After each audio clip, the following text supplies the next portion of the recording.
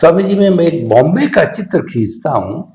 बॉम्बे में एक तरफ तो बड़ी बड़ी अट्टालिका है, 100 मंजिल के मकान है, और ठीक उसके नीचे, प्राय हर अट्टालिका के नीचे झुग्गी झोंपड़ी है। झुग्गी झोंपड़ी वाला ऊपर देखता है कि कितने सुखी लोग हैं, कितने आराम से रहते हैं।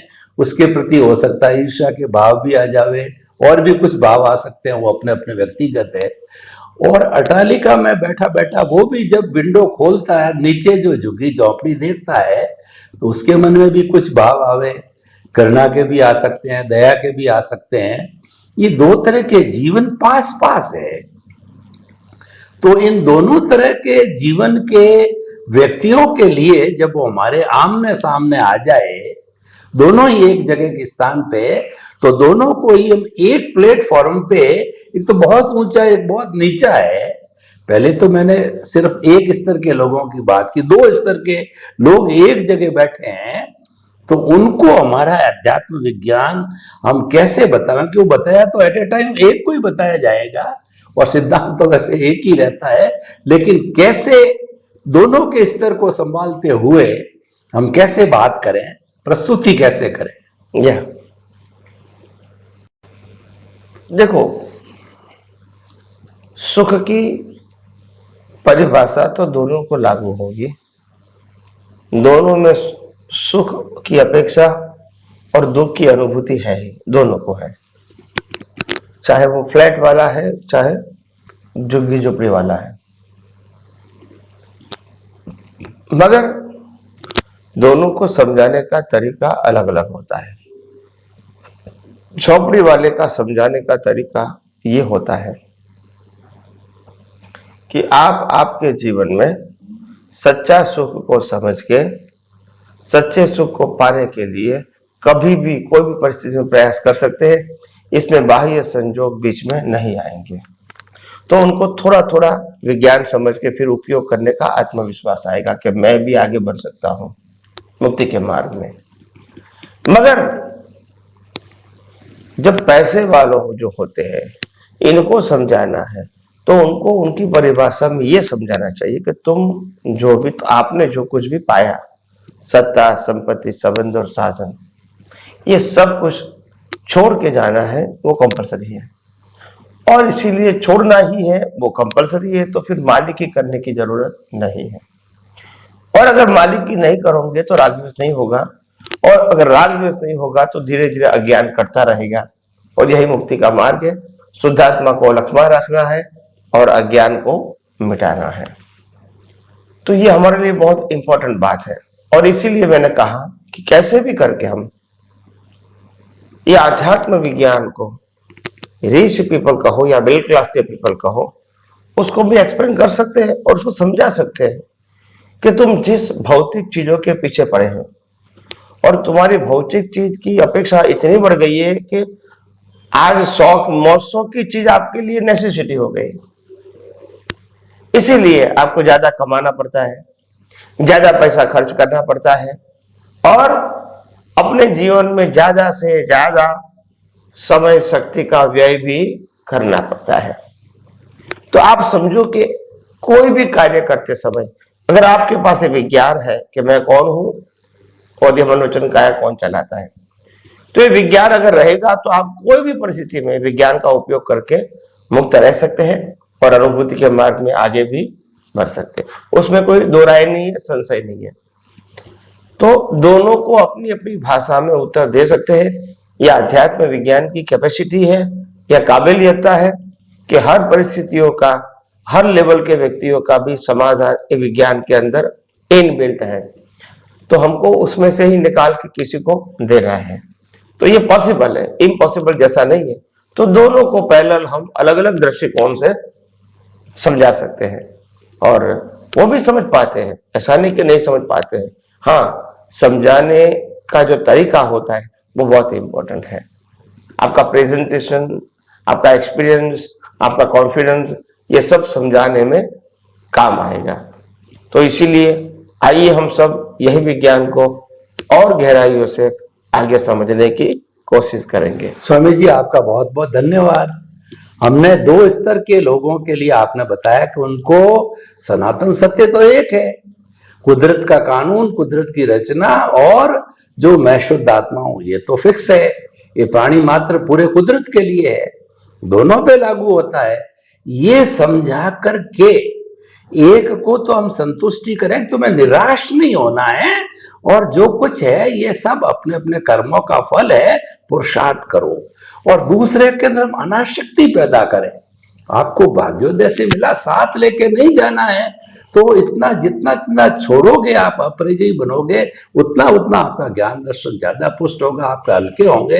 हो सकता है आपकी बातों से प्रभावित हो करके, अनाशक्ति करके, और वो आपके भाई की हेल्प करे, वो लोग भी ऊपर उठ सकते हैं। इस तरीके से हम अपने सिद्धांत को लागू करके प्रैक्टिकल फॉर्म के अंदर गरीब अमीर की खाई को भी पाट सकते हैं। ये अध्यात्म विज्ञान के अंदर इतनी पावर है। सिद्धांत अपना है, अपना काम करेगा, उसमें कोई मुक्ति का वो तो बन गया, लेकिन उसकी एप्लीकेशन हमारे जो जगत में आती है, हमारे समाज में आती है, वो आ सकती है। तो वो हमारा, आप जैसे फरमाते, प्रेजेंटेशन वाली बात होती है। स्वामी जी बहुत बहुत धन्यवाद। स्वामी जी, अब इसी सिलसिले के अंदर हम बात करते हैं कि आज जो व्यक्ति है वह सब कुछ जानते हुए भी इतनी अफरा तफरी के अंदर मचा हुआ है कि कुछ समझ में नहीं आता है कि ये क्या करना चाहता है, क्या पाना चाहता है। किसी व्यक्ति से कभी भी बात करो, छोटा हो बड़ा हो पढ़ने वाला हो, मैं तो बिजी हूं, मुझे टेंशन है, और जो है मेरे पास समय नहीं है। कोई भी बात करो तो मेरी ऑनलाइन क्लास चल रही है, मैं तो बिजी हूं। किसी से भी बात करो, किसी के पास टाइम नहीं है। समझ में नहीं आता ये समय कहाँ चला गया, जबकि अपना समय, पुराने लोगों को समय ही समय था, आज भी समय ही समय है। इतना बड़ा रद्दो बदल ये 30, 40, 50 साल में हो गया है, और इसके परिणाम बड़े घातक आ रहे हैं। आप देखिए, बीमारियां, ब्लड प्रेशर, ये वो, कितनी दुनिया भर की 30-40 साल की उम्र के लोग, क्या क्या बीमारियां आई, मैं क्या एक्सप्लेन करूं, इतना समय नहीं है। तो किस तरीके से जो आज की हमारी युवा पीढ़ी है वो व्यस्त रहे, पर अस्त व्यस्त नहीं रहे, वो किस तरीके से अध्यात्म विज्ञान उन पे कारगर हो सकता है, बताइए। आध्यात्म विज्ञान वर्तमान समय में जिस प्रकार से भौतिक वातावरण जो फैला हुआ है, और लोग ज्यादा से ज्यादा वेस्टर्न कंट्री के जो भौतिक एनवायरनमेंट उसे अट्रैक्ट हो चुके हैं और हो रहे हैं भी, और इस वातावरण के अंदर भी ये विज्ञान को अगर जीवित रखना है और आम लोगों के पास पहुंचाना है, तो ये बात तो हकीकत है कि लोगों को कैसे भी करके ये विज्ञान से ही जागृति उसकी बढ़ानी पड़ेगी कि विज्ञान की वैल्यू क्या है। बिना वैल्यू समझे उसको इंटरेस्ट नहीं आएगा, और इसीलिए ये विज्ञान जैसे जैसे काम में आता है, हमको मालूम है कि उसकी वैल्यू बहुत है, अगर समझ में आए तो वैल्यू को समझाना हमारा काम है। जितना हम इसको समझा पाएंगे, मैं समझता हूं, उसके लिए फिर ये विज्ञान को समझ के उपयोग करके अनुभव करना इतना ही उसके लिए आसान हो जाएगा, वो कोई डिफिकल्ट बात नहीं है। तो इसीलिए मैंने कहा कि जैसे जैसे भी लोग अपने जीवन में आगे बढ़ेंगे और ये विज्ञान को जैसे जैसे समझेंगे, ऐसा उनको लगेगा कि वास्तव में ये विज्ञान ही हमारे लिए अंतिम उपाय है। मगर वो कब लगेगा? जब समझेगा। तो कब समझेगा? जब आप अच्छी तरह उसको परफेक्टली समझाओगे या समझाने की कोशिश करोगे। तो ये सब बातें को रिलेटेड है। हो सकता है कभी कहीं व्यक्ति जल्दी समझ पाए, कहीं व्यक्ति को देर लगे, कहीं व्यक्ति को इंटरेस्ट न भी होवे, ये सब कुछ मिक्स हो सकता है। मगर हमारा प्रयास तो ये रहना चाहिए कि हम कैसे भी करके लोगों को समझाने का प्रयास करते रहे। यही हमारे लिए इम्पोर्टेंट बात है। कोई नेगेटिव बात की जरूरत नहीं है। हम कितने प्रयास में सफल रहे वो भी काउंट करने की जरूरत नहीं, बस प्रयास करते रहो, दैट्स इट। तो इसीलिए मैंने कहा कि वो आसान काम है भी और आसान नहीं भी है। अगर समझ में आ जाए, अगर आप उसको परफेक्टली समझा पाए तो आसान है, या अगर वो परफेक्टली आप समझाने की कोशिश की, आप अगर वो समझ नहीं पाए तो फिर उनके लिए आसान नहीं है। तो ये सब बातें डिपेंड होती है, हो भी सकती है, नहीं भी हो सकती है, मगर हम तो अपना प्रयास जारी रखेंगे, क्योंकि हो सकता है प्रयास ही आपको सफलता की ओर ले जाए। क्योंकि प्रयास नहीं करना ये तो दुर्बलता की निशानी है, ये नेगेटिविटी की निशानी है, हार जाने की निशानी है। हारना नहीं है, वैसे जीतना भी नहीं है, मगर अपने गोल के मुताबिक काम करते रहना है। जिसको पाना है वो पाएंगे, नहीं पाना है तो नहीं पाएंगे, और हमारे से जो हो सकेगा इतना प्रयास करते रहेंगे तो कामयाबी तो एक दिन मिलेगी ही। तो इसीलिए वो बात समझने की जरूरत नहीं है कि भाई ऐसे लोग कैसे समझेंगे, नहीं समझेंगे वो लोग। हमारी तैयारी समझाने की होनी चाहिए। जैसे हम बिना पानी नहीं जी सकते, बिना श्वास नहीं जी सकते हैं, बिना आत्मा नहीं जी सकते, ऐसे हम कुदरती कानून को समझे बिना, कुदरती रचना को समझे बिना और कुदरत को समझे बिना हम कैसे जी सकते हैं? क्योंकि हमारा पूरा जीवन जन्म से मौत तक उसके ही अधीन है। तो उसको इम्पोर्टेंट बताना हमारा काम है, बाद में वो इसको इंटरेस्ट लेके समझेंगे। मगर हम इम्पोर्टेंट नहीं बताएंगे तो वो समझने की कोशिश की भी क्या जानने की जरूरत है, ऐसा नहीं होना चाहिए। हमारा काम क्या है कि इसका इम्पोर्टेंट भी बताइए, सिर्फ आंसर नहीं, इम्पोर्टेंट बताइए कि क्या जरूरी है।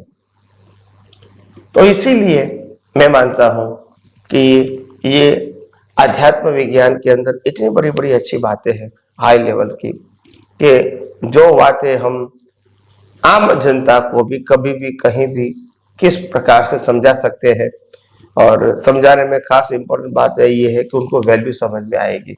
अगर आएगी तो अपने आप पीछे पड़ेंगे और कहो कि वो अनिवार्य है, विज्ञान को समझना अनिवार्य है। तो इसीलिए धीरे धीरे समझेंगे और मैं समझता हूँ एक दिन हम सब यही कार्य में सफल होंगे। तो आइए हम सब आध्यात्मिक विज्ञान को और भी आगे नए एपिसोड में और गहराइयों से समझने की कोशिश। स्वामी जी आपका बहुत बहुत धन्यवाद। हमारा मिशन अल्टीमेट है कि उस सनातन के ऊपर तो कुछ होता ही नहीं, कुदरत के ऊपर कुछ होता ही नहीं। जब हमारा टारगेट गोल अल्टीमेट है तो हम किसी व्यक्ति को हम प्रारंभ से करें, भाई क्या करना चाहता हूँ, इंजीनियर बनना चाहता हूँ, फिर क्या करेगा, नौकरी करूंगा, फिर क्या करेगा, शादी करूंगा, फिर क्या करेगा, ये करूंगा, वो करूंगा, कमाऊंगा, फिर अंत में क्या होगा कि मैं चला जाऊंगा। क्या साथ लेके जाएगा? कुछ नहीं लेके जाऊंगा। तो उसको रियलाइज कर, इतनी सारी चीजें तूने बताई और सब यही छोड़ के जा रहा है और तो अल्टीमेट स्टेज पे आ गया, तो उसको पहले से रियलाइज करना। तो समझाइश का बहुत फर्क है और पूरी गुंजाइश है, क्योंकि हमारा जो अध्यात्म विज्ञान है वो प्ले ग्रुप से पोस्ट डॉक्टरल लेवल तक है, पूरा कोर्स हमारे पास है। प्रस्तुतिकरण समझाइश से हर लेवल का, हर जेंडर का व्यक्ति इसमें शामिल हो सकता है। स्वामी जी आपका बहुत बहुत धन्यवाद, आपके प्रति कृतज्ञता।